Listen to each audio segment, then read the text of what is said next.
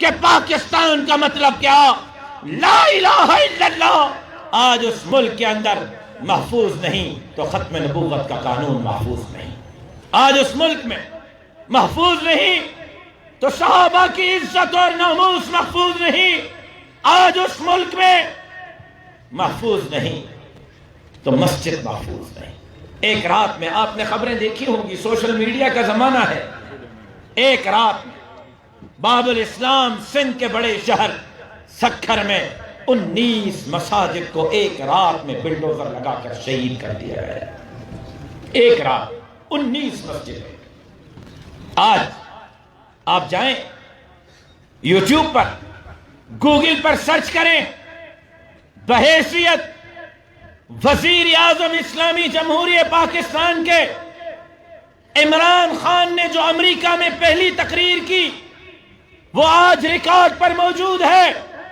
عمران خان نے امریکہ کا دورہ کرتے ہوئے امریکی پارلیمنٹیرین سے خطاب کرتے ہوئے کہا کہ میں پاکستان کے چند مذہبی جنونیت رکھنے والے ملاؤں سے لڑ کر میں نے آسیہ ملونہ کو باہر روانہ کیا ہے۔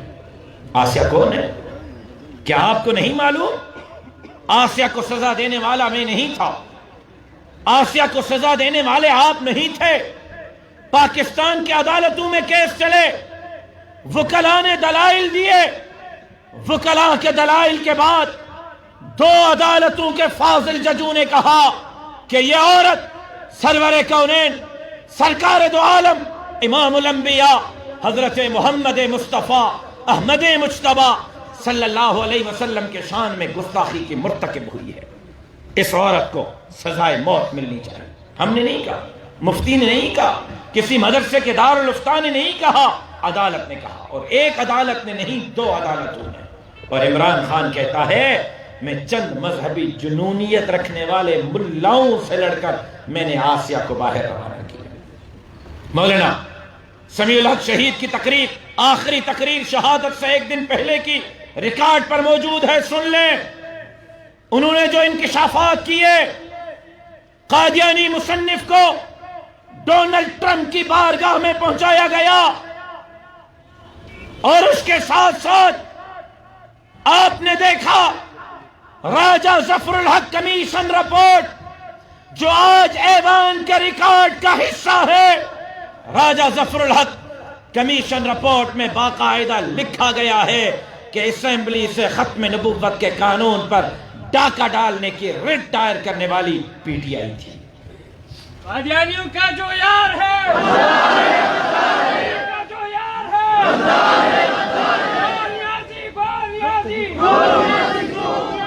ایک دقیقی دنیا جی، تکبیر، راشد صاحب قدم بڑھاؤ، راشد صاحب قدم بڑھاؤ،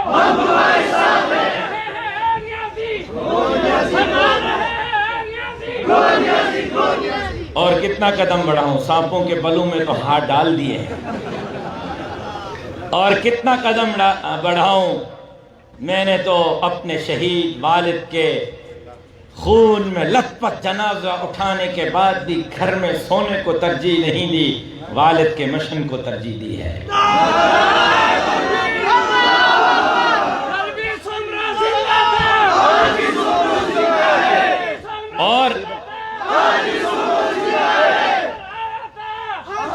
اور آج علماء کے اس عظیم مجلس میں یہ پیشن گوئی کر رہا ہوں، چاہے میں زندہ رہوں یا نہ رہوں، مجھے پتا ہے کہ میں نے سانپوں کے بلوں میں ہاتھ ڈالے ہیں، مجھے پتا ہے میں نے وقت کے فرعونوں کے ساتھ محاذ آرائی کی ہے، مجھے نہیں پتا شہادت کا موت ملا تو اس سے بڑی سعادت میرے لیے کوئی نہیں ہوگی، چوم کر شہادت کی موت کو حاصل کریں گے، لیکن علماء اکرام پیشن گوئی کر رہا ہوں آج، میرے الفاظ لکھ لو، اتنا قدم سندھ میں بڑھا لیا ہے کہ ایک مرتبہ پھر سندھ باب الاسلام بنے گی، اور مستقبل قریب میں سندھ کے وزیر اعلیٰ ہاؤس پر سنے، اور مستقبل قریب میں اور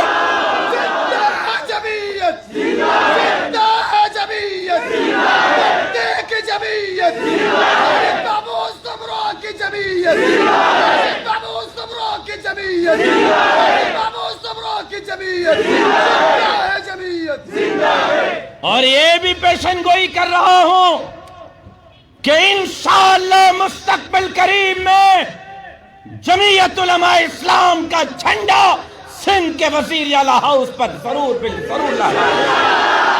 انشاءاللہ آپ کی دعائیں ساتھ رہی. اب کوئی مائی کا لال جمعیت کا راستہ نہیں روک سکتا. لہذا ہم نے قدم بڑھا دیا ہے، اب علماء اکرام آپ کے قدم بڑھانے کی دیر ہے. اور ایک بات کہوں، ناراض مت ہوئیے گا، دل کا ایک درد ہے آپ کے سامنے رکھو. 6-7 سال کا تجربہ، 6-7 سال کی ٹھوکریں ایک نتیجے پر پہنچا کہ ہمارے راستے میں رکاوٹ اب کوئی خان نہیں، اب کوئی نواب نہیں، اب کوئی سردار نہیں. ہمارے راستے میں رکاوٹ ہم خود ہیں. ہم مولوی سیدھے ہو جائیں نا، معاملہ سیدھا ہو جائے گا. سچ کہہ رہا ہوں، ناراض مت ہوئیے گا. ہم خود ہیں، مدرسے کے نام پر رک جاتے ہیں، مسجد کے مصلحت پر رک جاتے ہیں. آج فاٹف کا بل جس کا حافظ حمداللہ نے ذکر کیا، 28 شرائط فاٹف نے پاکستان کو لکھ کے دی ہیں. اور علماء اکرام، جب سے عمران خان آیا ہے 2 طرح کی قانون سازی اسمبلی میں ہوئی ہے. ایک قانون سازی جنرل باجوہ کے ایکسٹینشن کی ہوئی ہے، دوسری قانون سازی فاٹف کی ہوئی ہے. اس کے علاوہ کوئی قانون سازی نہیں ہوئی. فاٹف کے 28 شرائط میں جو امریکہ نے، اقوام متحدہ نے، فاٹف نے پاکستان کو لکھ کے دی ہے کہ یہ 28 شرائط آپ نے ہمیں پورے کر کے دینے ہیں. ان 28 شرائط میں ایک شرط یہ ہے کہ پاکستان میں مدرسہ نہیں رہے گا. مدرسے کے تشخص کو تبدیل کر کے مدرسے کو اسکول ریفارم میں تبدیل کیا جائے گا، اور مدرسہ نہیں ہوگا، مدرسہ اسکول کہلائے گا. آج اس پر کام ہو رہا. آج جس مدرسے کی وجہ سے آپ رک جاتے ہیں، جس مسجد کی وجہ کے لیے مدرسہ ہی نہ رہا، تو پھر کیا کرو گے؟ کلیے. اور یہ باتیں میری آپ کو بڑی عجیب سی لگ رہی ہوں گی، لیکن آپ ترکی پر ذرا نظر کریں، آپ بنگلہ دیش پر ذرا نظر کریں. وہ ترکی، یہ ذرا عجیب بات ہے علماء اکرام، آپ کے نالج میں اضافہ کر رہا ہوں کہ جب خلافت عثمانیہ کا وہاں وقت پورا ہو رہا تھا، یہ وہی وقت تھا کہ بر صغیر ہند و پاک میں ایسٹ انڈیا کمپنی اپنے پنجے گاڑ رہی تھی. اس وقت یہاں صاحب اقتدار کون تھا؟ بھائی جب انگریز یہاں آیا، بر صغیر میں صاحب اقتدار کون تھا؟ ہندو تھے یا مسلمان؟ ملا جلا جواب ہے. کسی نے کہا ہندو، کسی نے کہا مسلمان. مسلمان. اور کن کی حکومت تھی؟ مغلوں کی. اب سنیں یہ تقریباً برابر وقت. یہ بات شاید علماء کے علاوہ باقی ساتھیوں کو کم سمجھ آئے. یہ برابر کا وقت ہے کہ یہاں مغلوں کی حکومت زوال پذیر ہوئی، وہاں خلافت عثمانیہ زوال پذیر ہوئی. لیکن آپ دیکھیں، وہ خلافت ہے، اسلامی سلطنت ہے، اسلامی ریاست ہے، اور یہاں شہنشاہیت ہے. ہاں مسلمانوں کی حکومت ضرور ہے، لیکن خلافت نہیں، شہنشاہیت ہے. مغلوں کی حکومت ہے، وہاں خلافت عثمانیہ زوال پذیر ہو رہی ہے. یہاں شہنشاہیت، مغلوں کی حکومت زوال پذیر ہو رہی ہے. وہاں سے بھی وہ اقتدار سے جا رہے ہیں، یہاں سے بھی جا رہے ہیں. نتیجے میں کیا ہوا؟ وہاں اتا ترک نے کہا کہ مسجد کو تالا لگاؤ. مسجد کو تالا لگا یا نہیں لگا؟ بولیں یار حضرات علماء، مجھے جواب دیں، مجھے بات سمجھانے میں آسانی ہوگی. مسجد کو تالا لگا یا نہیں لگا؟ اذان پر پابندی لگی یا نہیں لگی؟ نماز پر پابندی لگی یا نہیں لگی؟ کہا اتا ترک نے آپ کی داڑھی مجھے پسند نہیں، منڈواؤ داڑیاں. اور وقت کے علماء نے اپنے چہروں سے داڑیاں منڈوا کے پھینکا دی. وقت کے شیخ الحدیثوں نے اپنے سروں سے پگڑیاں اتار دی.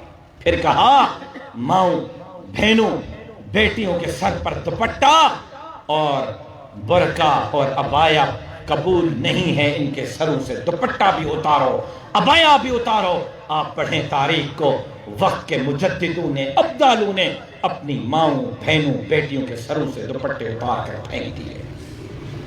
پھر کہا مسجد بند، تکبیر بند، اذان بند، نماز بند، داڑھی ختم، پگڑی ختم، عبایا ختم۔ پھر کہا قرآن بھی قبول نہیں، مسجدوں سے، مدرسوں سے، گھروں سے، دکانوں سے ٹرکیں بھروا کر قرآنوں کی دریاؤں میں پھینکوائی گئی۔ کیوں؟ کبھی سوچا؟ خلافت عثمانیہ کا وقت ہے اور اس کے مقابلے میں اتنا بڑا معاملہ وہاں کیوں ہوا؟ کبھی سوچا ہے؟ حضرات علماء اکرام، بنگلہ دیش تقریباً 100% سنی ریاست، وہ بنگلہ دیش جس کے چھوٹے سے چھوٹے مدرسے میں 3,000 طلبہ دور حدیث میں ہیں، وہ بنگلہ دیش جہاں حد سے بڑا اجتماع تبلیغ کا ہوتا ہے، وہ بنگلہ دیش جہاں ہر گھر میں حافظ عالم پایا جاتا ہے، اسلامی قانون پارلیمنٹ سے نکال کر روڈ پر پھینک دیے گئے۔ جب چاہتے ہیں مولوی کو سولی پہ لٹکایا جاتا ہے۔ آپ نے سوچا کیوں؟ میں عرض کر رہا تھا یہ برابر کا وقت ہے، وہاں خلافت عثمانیہ زوال پذیر ہوئی، یہاں مغلوں کی حکومت زوال پذیر ہوئی، لیکن کیا ہوا؟ خلافت عثمانیہ کے زوال پذیر ہونے کے بعد اتا ترک کے مقابلے میں کوئی تحریک سر نہیں اٹھا سکی، اور یہاں مغلوں کی شہنشاہی حکومت زوال پذیر ہونے کے بعد ایک ایسی تحریک نے سر اٹھایا کہ اس تحریک میں ہندو جواہر لال نہرو بھی آپ کے ساتھ ہے، سکھ بھی آپ کے ساتھ ہیں، اور اتنی بڑی تحریک چلی کہ انہوں نے انگریز کو بر صغیر چھوڑنے پر مجبور کر دیا۔ کیوں؟ یہاں تو خلافت عثمانیہ نہیں تھی، شہنشاہیت تھی، مغل تھے، لیکن ایسا کیا تھا کہ علماء تو اٹھے، مسلمان تو اٹھے، ہندوؤں کو بھی اپنے ہم نوا کیا، سکھوں کو بھی اپنے ہم نوا کیا، اور انگریز کو خطہ چھوڑنے پر مجبور کیا۔ وہ بات یہ تھی کہ ہماری طرح ترکی کے علماء نے تصنیف تو سنبھالی، تقریر اور تحریر تو سنبھالی، تبلیغ، مسجد اور مدرسہ تو سنبھالا، بنگلہ دیش کے علماء نے ہماری طرح تبلیغ اور تصنیف اور تحریر، مسجد اور مدرسہ تو سنبھالا، لیکن انہوں نے سیاسی میدان خوانین، وڈیروں، سرداروں اور نوابوں کے حوالے کیا۔ وہاں پر علماء اکرام نہ داڑھی بچا سکے، نہ پگڑی بچا سکے، نہ مسجد بچا سکے، نہ مدرسہ بچا سکے، نہ اسلامی قانون بچا سکے، لیکن یہاں کے علماء نے اپنے طالب العلم کو، دارالعلوم دیوبند نے اپنے طالب کو، حضرت نانوتوی نے اپنے شاگرد کو، حضرت شیخ الہند نے اپنے شاگرد کو، مفتی محمود نے اپنے شاگرد کو سیاسی میدان دیا، سیاسی شعور دیا۔ اس سیاسی میدان کے بدولت، اس تحریک کے بدولت انگریز کو بھی کل یہاں سے دم دبا کے بھاگنا پڑا۔ میں دعوے سے کہتا ہوں انشاءاللہ شیخ الہند کی جانشینی کا حق ادا کرتے ہوئے مولانا فضل الرحمان کے قیادت میں جمعیت کے یہ احباب بھی یہودیوں اور نصرانیوں کے ایجنٹ کو بھی یہاں سے بھگانے پر مجبور ہوئے۔ نعرہ تکبیر! بھائی جمعیت حضرت مولانا فضل الرحمان سے نعرہ تکبیر! كانت بنو اسرائیل تسوسهم الانبیاء کلما ہلک نبی خلفہ نبی۔ یہ تو آپ کو انبیاء سے سیاست وراثت میں ملی ہے، مصلی بھی ہمیں وراثت میں، اذان اور تکبیر بھی وراثت میں، نکاح اور جنازہ بھی وراثت میں، تو ہمیں قوم کی قیادت بھی وراثت میں ملی ہے۔ جب تک یہ میدان آپ نہیں سنبھالیں گے تب تک کامیابی نہیں ملے گی۔ روٹی کپڑا اور مکان تو نہیں ملا، قرض تو نہیں اترا، 1 کروڑ نوکریاں دوں گا،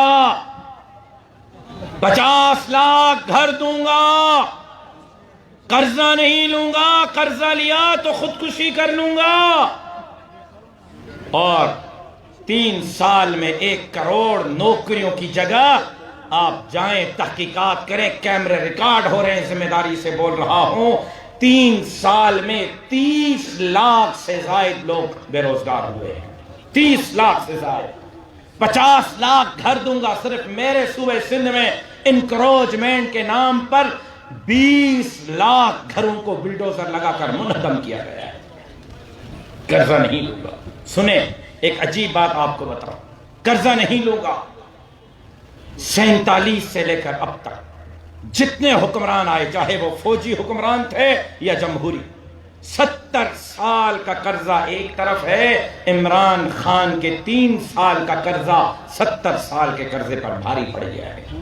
70 سال کے قرضے سے زیادہ قرضہ 3 سال میں لیا ہے۔ اب کیا کہتا ہے؟ انڈے، کٹے، مرغیاں پالو۔ لوگوں نے کہا کہ بدبخت آدمی پوری زندگی یہی کام تو کیا ہے۔ اچھا، انڈے، کٹے اور مرغیوں سے کام نہیں چل رہا، ایسا کرو لنگر خانے کھول رہا ہوں، وہاں آؤ۔ تو وہ عبداللہ شاہ غازی کراچی کے مزار پر بیٹھنے والا ناراض ہو گیا۔ تو لوگوں نے پوچھا آپ کیوں ناراض ہیں؟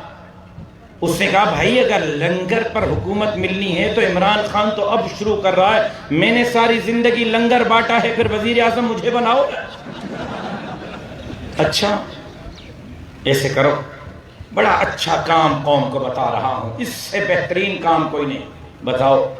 انڈوں سے کام نہیں چلانا، کٹو سے، مرغیوں سے، لنگر سے۔ اب ایسا کرو، بھنگ پیو مست جیو،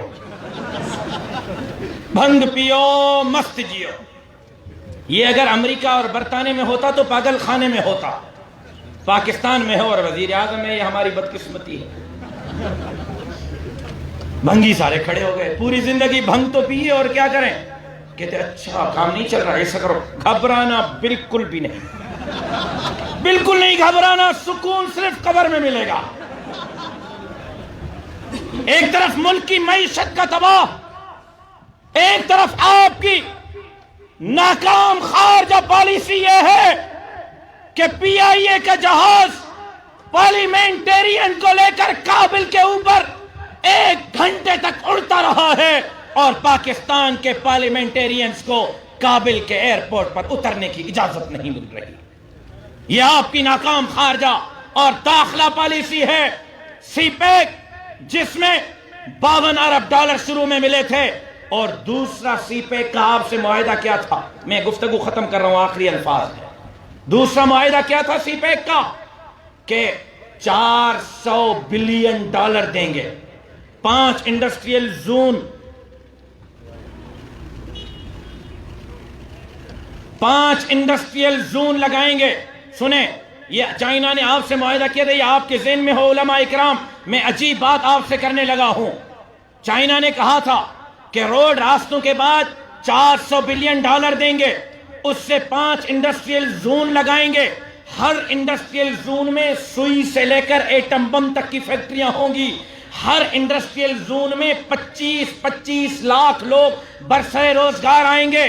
آپ کو پتا ہے سی پیک تو بند کیا، لیکن ناراضگی کی وجہ سے چائنا نے پچھلے مہینے ایران جا کر یہ 400 بلین ڈالر کا معاہدہ ایران سے کر دیا ہے۔ اب یہ سارا پیسہ ایران میں لگے گا، چابہار پہ لگے گا۔ ایک طرف ہندوستان آپ کے مد مقابل کھڑا ہے، ایک طرف ایران کھڑا ہوگا، آپ خطے میں کہاں ہوں؟ لہذا سنیں، یہ ملک کی معیشت تباہ کی، لوگوں سے روزگار چھینا، لوگوں سے جینے کا حق چھینا، ملک کو خطے میں تنہائی کا شکار کیا، تاریخ کا سب سے بڑا قرضہ لیا اور ختم نبوت پر ڈاکا، ناموس صحابہ پر ڈاکا، فاٹف کے شرائط میں اسکول ریفارم میں مدرسے کو تبدیل کرنے کی منصوبہ بندی میں ذمہ داری سے کہہ رہا ہوں، اور ببانگے دوہلال اعلان کہہ رہا ہوں، ڈنگے کی چوٹ پہ کہہ رہا ہوں، مجھے کوئی پرواہ نہیں۔ یہاں مجھے خود بلا کے، کراچی میں مجھے خود بلا کے کچھ لوگوں نے کہا کہ مولانا فضل الرحمان کو کہو ہمارے راستے سے ہٹ جائے۔ خلائی مخلوق والوں نے کہا، نکے کے ابو نے کہا، مجھے خود بلا کے کہا، میں کیا وفاق کی بات کروں، مجھے کہا مولانا کو کہو راستے سے ہٹ جاؤ۔ میں نے کہا وہ رکاوٹ کہاں ہے؟ بیٹھے نا جی آپ حضرات بیٹھے. ابرار بیٹھ جاؤ، پیچھے والے بےتاب ہو رہے ہیں. تم نے خود بےتاب ہو کر دوسروں کو بھی بےتاب کیا ہے. کہنا ذر کا ہوا.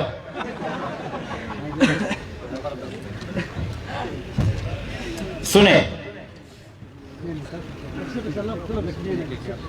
ان کو چھوڑ دے، مہربانی کریں. میں 2 منٹ میں گھڑی دیکھیں، 2 منٹ میں ختم کر رہا ہوں. میں بہت اہم بات عرض کر رہا ہوں. خطے میں تنہائی کا شکار، داخلہ اور خارجہ ناکام پالیسی، 30 لاکھ لوگ بے روزگار، 50 لاکھ گھر منہدم کر دیے. میں آ رہا ہوں اس پر. اور ختم نبوت کے قانون پر ڈاکہ، ناموس رسالت کے قانون پر ڈاکہ، آسیہ ملونہ کی رہائی، قادیانی مصنف کی رہائی، اور حضرت صدیق اکبر کے شان میں گستاخی کرنے والے ملعون کی رہائی. پھر مجھے خود بلا کے نکے کے ابو نے کہا مولانا کو کہو راستے سے ہٹ جائے. میں نے کہا وہ رکاوٹ کہاں ہے؟ اس نے کہا ہمارے اور مدار. دیکھیں موبائل ریکارڈ ہو رہی ہے، کھلم کھلا علی الاعلان ڈنگے کی چوٹ پہ بول رہا ہوں. کسی میں جرت ہے تو مجھے جھوٹا ثابت کرے، میں تاریخ، آفیسر کا نام، سب چیزیں بتانے کے لیے تیار ہوں. کیا کہا؟ کہ ہمارے راستے سے ہٹ جائے. میں نے کہا رکاوٹ کہاں ہے؟ انہوں نے کہا رکاوٹ یہاں ہے کہ مدارس کے نصاب کو ہم تبدیل کرنا چاہتے ہیں اور مولانا ہمیں نصاب میں تبدیلی کی اجازت نہیں دیتا. مجھے خود کہا. میں نے کہا سنو، جب تک جمعیت کا ایک کارکن زندہ ہے آپ کے اس خواب کو شرمندہ تعبیر ہونے نہیں دیں گے. یہ میں ان کو منہ پہ کہہ کے آیا ہوں. لیکن سنیں آج کیا ہو رہا ہے. ملک تباہی کے کنارے پر، ناکام خارجہ اور داخلہ پالیسی. آج کرتارپور کا بارڈر کھولا گیا، قادیانی دندناتے پھر رہے ہیں. کشمیر ہمارے ہاتھ سے نکل گیا، مسجد داؤ پر، مدرسہ داؤ پر ہے. آج 4 سال کی معصوم بچیوں کی عزتوں کو تار تار کیا جا رہا ہے. آج لاہور میں 8 مارچ کو خواتین اپنے حقوق کے لیے نکلتی ہیں. اسٹیج پر خواتین اپنی شلواریں لٹکا کے کہتی ہیں کہ ہمیں ہم جنس پرستی کی آزادی دی جائے. میں آپ سے پوچھنا چاہتا ہوں، کیا عمران خان واقعی مدینے کی ریاست کا والی ہے اور مدینے کی ریاست بنانا چاہ رہا ہے؟ عمران خان کے بارے میں جو میرے قائد نے 15 سال پہلے پیشن گوئی کی تھی، یہ اسلام کا نمائندہ نہیں، یہ یہودیوں کا نمائندہ ہے. آج وقت نے ثابت کر دیا ہے یہ پاکستان کا بھی دشمن ہے، یہ اسلام کا بھی دشمن ہے، یہ ختم نبوت کا بھی دشمن ہے، یہ مسجد، مدرسے، داڑھی اور پگڑی کا بھی دشمن ہے. اور سن لو عمران خان، جب تک ہماری جان میں جان ہے انشاءاللہ تمہارے خلاف روڈوں اور راستوں پر یہ نوجوان لڑتے رہیں گے. نعرہ تکبیر! زندہ ہے جمعیت، مفتی کی جمعیت، مدنی کی جمعیت، لاہوری کی جمعیت، بخاری کی جمعیت، مولانا عبدالرحمان کی جمعیت، خمرو کی جمعیت. آج ہمارا ایمان ہم سے چھیننے کی سازشیں ہو رہی ہیں. علماء اکرام، میں آپ کو اللہ کا واسطہ دیتا ہوں، علماء اکرام، میں آپ کو اپنے شہید والد کی یہ پگڑی آپ کے سامنے رکھتا ہوں. التجا کرتا ہوں، آپ سے التجا کرتا ہوں، منت کرتا ہوں. میری نظر ہے وہاں، جماعت کی نظر ہے وہاں. ایسا نہ ہو ہم خواب غفلت میں رہیں اور ترکی اور بنگلہ دیش کی طرح پانی سر سے گزر جائے. نہ داڑھی میسر ہو، نہ پگڑی میسر ہو، نہ کلمہ میسر ہو، نہ ماں بہن بیٹی کے سر پر دوپٹہ میسر ہو. خدا کے لیے بیدار ہو جائیں، خدا کے لیے میدان میں اپنا کردار ادا کریں. اور جب آج ہم میدان میں لڑ رہے ہیں تو کہتے ہیں مولانا فضل الرحمان تو زرداری کی جنگ لڑ رہا ہے. مولانا تو نواز شریف کی جنگ لڑ رہا ہے. ہمارے اچھے بھلے ساتھی یہاں آپ کے آس پاس کے لوگ کہتے ہیں کہ مولانا تو جماعت پر قابض بن کر بیٹھا ہے. تمہاری پوزیشن تو یہ تھی کہ تمہیں ہم نے پیپلز پارٹی کی شاگرد تنظیم سے اٹھا کے صوبے کا صدر بنا دیا. تمہاری تو پوزیشن یہ تھی کہ تم گھر میں اپنی یونین کونسل کی چیئرمین شپ نہیں جیت رہے تھے, ہم نے تمہیں سینیٹر بنایا. تمہاری پوزیشن یہ ہے کہ تم اپنے حلقے سے ایم پی اور ایم این اے نہیں بن سکتے. تم کہتے ہو کہ مولانا جماعت کو خراب کر رہا ہے. تم شیخ الہند کی جماعت کے زیادہ مامے اور دادے بن رہے ہو, حضرت مفتی محمود کے جماعت کے وارث بن رہے ہو. آج دنیا کہہ رہی ہے کہ مفتی محمود نے جہاں جماعت چھوڑی تھی, مولانا فضل الرحمان نے جماعت کو اس سے 1000 نہیں, 1,00,000 نہیں, 1 کروڑ گنا آگے بڑھایا ہے. الحمدللہ. ہم کل بھی اور سنیں ان بھگوڑوں کو بتانا چاہتا ہوں. بھگوڑوں, کتنے دن تم اسرائیل کے پیسوں پہ چلو گے؟ کتنے دن تم اسرائیل کے پیسوں پہ چلو گے؟ ایک بات یاد رکھو, ہم پیپلز پارٹی اور نون لیگ اور پی ٹی آئی کے ورکر نہیں کہ ہر 2 دن کے بعد اپنا قبلہ اور کعبہ تبدیل کر دیں. ہم شیخ الہند کے وارث ہیں, گردن کٹوا دیں گے مولانا فضل الرحمان سے. ہم گردن کٹوا دیں گے, جمعیت سے پیچھے نہیں ہٹیں گے. ہم گردن کٹوا دیں گے, عمران خان اور اس کے حواریوں کے ہاتھوں پر بیعت نہیں کریں گے. ہے کوئی انشاءاللہ کہنے والا؟ ہے کوئی انشاءاللہ کہنے والا؟ اور سنو, تم کہتے ہو ہم زرداری کی جنگ لڑ رہے ہیں, تم کہتے ہو ہم نواز شریف کی جنگ لڑ رہے ہیں. ان عقل کے اندھوں سے کوئی پوچھے کہ اگر مولانا نے زرداری کی جنگ لڑنی ہوتی تو سانپوں کے بلوں میں مولانا ہاتھ کیوں ڈالتے؟ کارکنوں کو امتحان میں کیوں ڈالتے؟ مجھے ایک فون کر دیتے کہ لاڑکانہ میں بلاول کا مقابلہ نہیں کرنا, بیٹھ جاؤ, میں بیٹھ جاتا. نواب شاہ میں زرداری کا مقابلہ نہیں کرنا, میں بیٹھ جاتا. لیاری کراچی میں بلاول کا مقابلہ نہیں کرنا, میں بیٹھ جاتا. عطا الرحمان صاحب کو فون کرتے کہ اسمد یار ولی کا مقابلہ نہیں کرنا, یہاں جمعیت کے عہدیدار بیٹھ جاتے. مولوی صلاح الدین کو فون کرتے کہ محمود خان اچکزئی کا مقابلہ نہیں کرنا, وہ بیٹھ جاتا. بھائی محمود خان اچکزئی کا مقابلہ جمعیت نے کیا یا نہیں کیا؟ اے این پی کا مقابلہ جمعیت نے کیا یا نہیں کیا؟ نون لیگ کا مقابلہ جمعیت نے کیا یا نہیں کیا؟ پیپلز پارٹی کا مقابلہ جمعیت نے کیا یا نہیں کیا؟ تو اگر ان کی جنگ لڑنی ہوتی تو ان کا مقابلہ کیوں کیا؟ بیٹھ جاتے نا, راستہ چھوڑ دیتے ان کے لیے. سوال ہم سے نہیں بنتا کہ ہم زرداری اور نواز شریف کے ساتھ کیوں ہیں, سوال پاکستان کے عوام سے بنتا ہے کہ آپ کو داڑھی اور پگڑی والے پسند کیوں نہیں آئے, آپ نے زرداری اور نواز شریف اور اے این پی پر اعتماد کیوں کیا؟ سوال لوگوں سے بنتا ہے, ہم سے نہیں بنتا. لیکن ایک بات آپ سے واضح کہہ دوں, علل اعلان کہہ دوں, بابا کے دوہل کہہ دوں, ہمیں سیاسی لوگوں کی ضرورت ہے, ہمیں سیاسی اتحادیوں کی ضرورت ہے, اور ہم ان کی قیادت میں نہیں چل رہے, وہ ہمارے مولانا کی قیادت میں چل رہے ہیں. الحمدللہ. بلاول بھی مولانا کی امامت میں ہے, نواز بھی مولانا کی امامت میں ہے, ہماری امامت میں چل رہے ہیں وہ.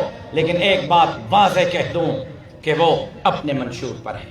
نون لیگ اپنے منشور پر ہے, پیپلز پارٹی اپنے منشور پر ہے, ہم اپنے منشور پر ہیں. ہمارا منشور اقتدار نہیں, ہماری منزل اقتدار نہیں, ہماری منزل اللہ کی دھرتی پر اللہ کا نظام ہے. ہماری منزل پاکستان کے اندر لا الہ الا اللہ کا نظام ہے, اور رفتہ رفتہ ہم اپنی قوت اور طاقت کو آگے بڑھا رہے ہیں. اور وہ دن دور نہیں کہ انشاءاللہ پارلیمنٹ کے ذریعے, جمہوریت کے ذریعے, ووٹ کی پرچی کے ذریعے اس ملک کو جس نعرے پر حاصل کیا گیا تھا کہ پاکستان کا مطلب کیا, لا الہ الا اللہ, انشاءاللہ مولانا کی قیادت میں اس ملک کے اندر لا الہ الا اللہ. آپ تیار ہیں؟ ذرا آہستہ بولے کہیں تھانے دار نہ سن لے.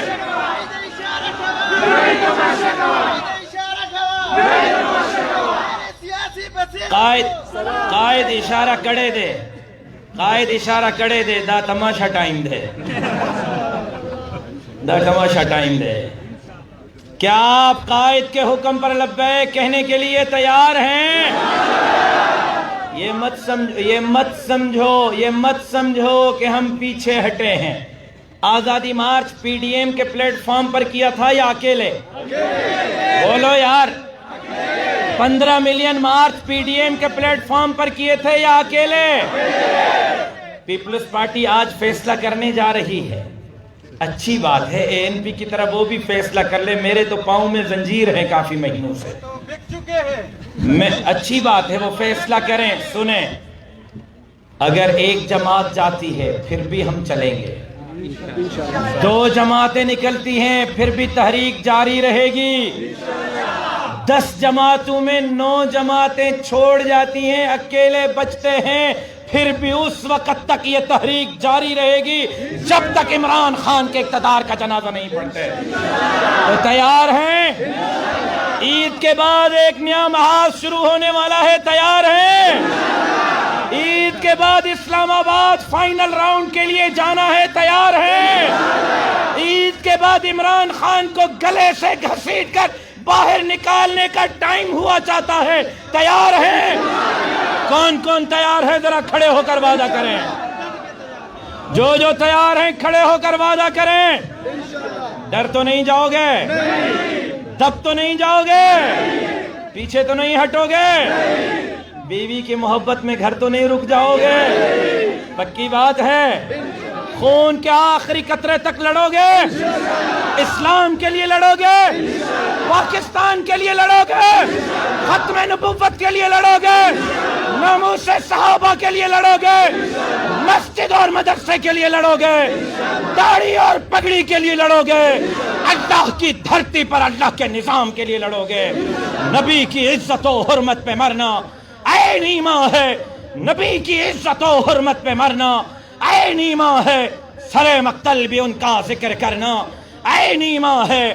ڈراتا ہے مجھے کیا دار و رسن سے ارے ناداں, نبی کے عشق میں سولی پہ چڑھنا عین ایمان ہے. زندگی باقی, ملاقات باقی. آپ دوستوں کا بہت بہت شکریہ. وما علینا الا البلاغ.